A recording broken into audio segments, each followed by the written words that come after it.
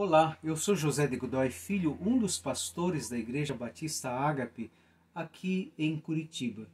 E o texto para a nossa reflexão de hoje vem lá do livro de Jó, capítulo 3, versículos 25 e 26. Jó, no seu lamento, ele diz o seguinte: aquilo que temo me sobrevém, e o que receio me acontece. Não tenho descanso, nem sossego, nem repouso, e já me vem grande perturbação. Esse dizer de Jó sempre me intrigou. Ao ler este versículo, alguém diria que não devemos temer antecipadamente coisas desagradáveis que podem nos ocorrer, ou que pensar em coisas negativas atraem coisas negativas. Tais interpretações podem até ter um certo sentido, mas gostaria de pensar sobre esse dizer de Jó sob uma outra perspectiva. Quando analisamos a vida de Jó, descrita no livro que leva o seu nome, percebemos que Jó, apesar de rico, ele era o homem mais rico do Oriente, apesar de viver uma vida preventiva, espiritualmente falando, pois era um homem cuidadoso e sempre oferecia sacrifícios a Deus, temendo que algum dos seus filhos tivesse blasfemado contra Deus, e mesmo sendo saudável, fisicamente falando, vivia sua vida também sob a possibilidade da perda. E é sobre esse tema que gostaria de falar neste momento, vivendo também sob a possibilidade da perda. A história de Jó nos mostra três aspectos sobre aqueles que vivem não apenas sob a possibilidade do ganho, mas também sob a possibilidade da perda. Em primeiro lugar, quem vive sob a possibilidade da perda tem uma visão realista da vida. Jó, apesar de rico, apesar de previdente, estava consciente de que a sua situação podia mudar a qualquer momento. Por isso, o receio, o temor de que o seu descanso, o seu sossego, o seu repouso viesse a ser perturbado pela perda do que tinha. Não precisamos interpretar esse receio de Jó como um receio mórbido que o impedia de desfrutar com felicidade do que tinha, fosse bens e família, ou que ficasse apenas pensando nas coisas horríveis que lhe podiam acontecer. Não, mas ele estava consciente de que a sua situação podia mudar. Vários versículos no livro deixam isso claro. E de fato, ele perdeu o que mais temia: bens, filhos, dignidade, saúde, o sossego sob vários aspectos, físico, conjugal, social, espiritual, teológico, etc. A Bíblia adverte para que não andemos apenas sob a perspectiva do ganho, mas também sob a possibilidade da perda, pois essa é a realidade da vida. São muitos os exemplos bíblicos que nos mostram essa realidade. O apóstolo Paulo, por exemplo, ao citar o Salmo 44, versículo 23, no seu cântico de vitória, lá em Romanos capítulo 8, disse: por amor de ti somos entregues à morte o dia todo.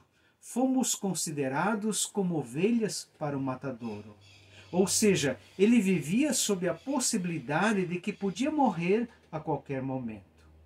O livro de Jó nos ensina que mesmo que você se cerque de todas as garantias possíveis, com medidas preventivas de todas as sortes, o que devemos fazê-lo, pois isso também é bíblico, não significa que podemos viver imunes de sermos atingidos pela perda.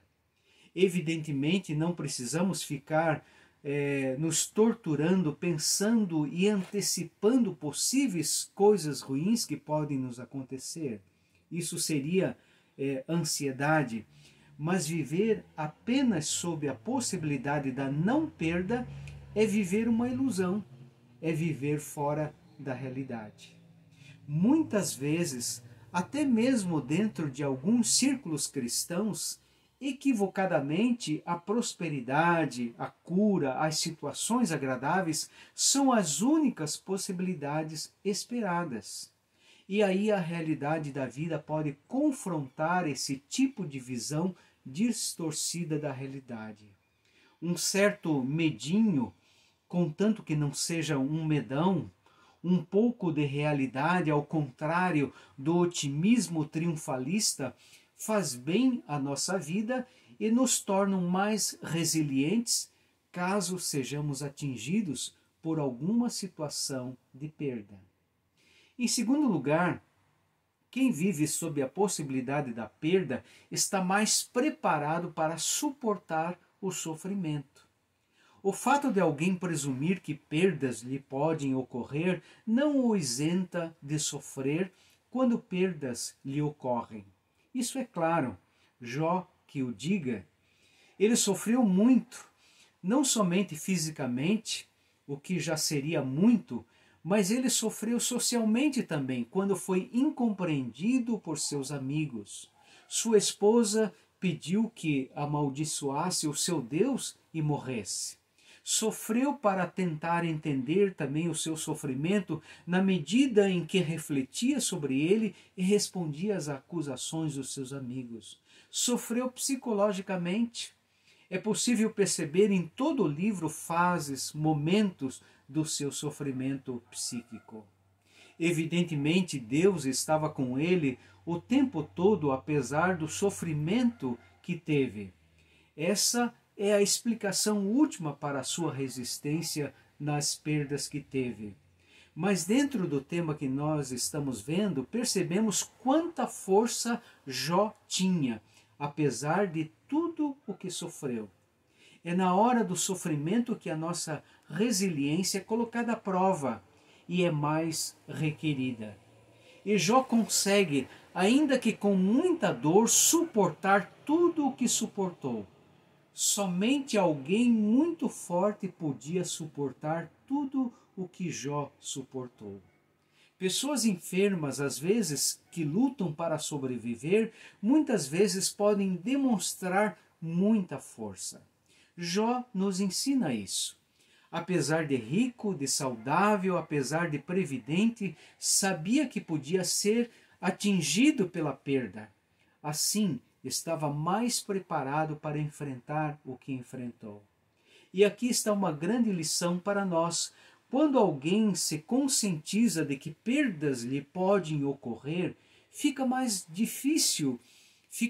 difícil, aliás, passar por elas, quando estas lhe ocorrem. Uma parte dos ensinos de Jesus aos seus discípulos consistia em alertá-los sobre possíveis sofrimentos futuros. Ele disse: "No mundo passais por aflições, mas tende bom ânimo, eu venci o mundo." Isso os ajudou a enfrentar com mais resistência os sofrimentos que lhes sobrevieram. Em terceiro lugar, quem vive sob a possibilidade da perda pode estar mais preparado para sobreviver à perda. Desistir jamais. Esse é o desafio de cada um que sofre. Jó, num momento depressivo em sua vida, não quis ter nascido nem sobrevivido ao parto, mas nunca atentou contra a sua própria vida. O pensamento de morte foi apenas um pensamento, um desejo no momento de dor. E sua luta por sobrevivência com a ajuda divina foi importante porque Deus não somente provou que Jó podia servi-lo de coração, mas também reverteu a situação de Jó completamente, como nos mostra o final do seu livro. Por isso, você que sofre, não desista, não jogue a toalha, lute o máximo que puder. Exerça pela fé a política de redução de danos. Se o navio afundar, lance mão do barco salva-vidas. Se o barco salva-vidas virar, lance mão da boia. E se a boia furar, tente boiar você mesmo, mas não desista. Aqueles que estão sofrendo nos hospitais, lutando contra o Covid, oramos a Deus para que tenham forças, que continuem lutando pela vida, não desistam no meio da caminhada.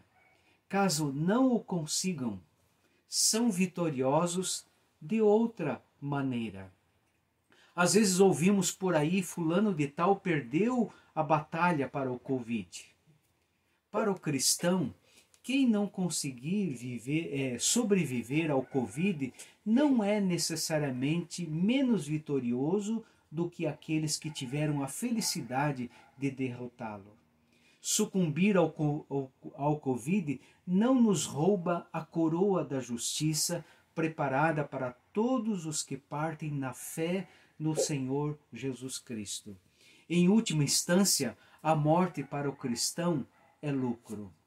No entanto, nossa palavra a todos quantos estão lutando pela vida aqui na terra, acometidos por esse vírus que se espalhou por todo o mundo, dizemos: com a ajuda de Deus, não desista de lutar.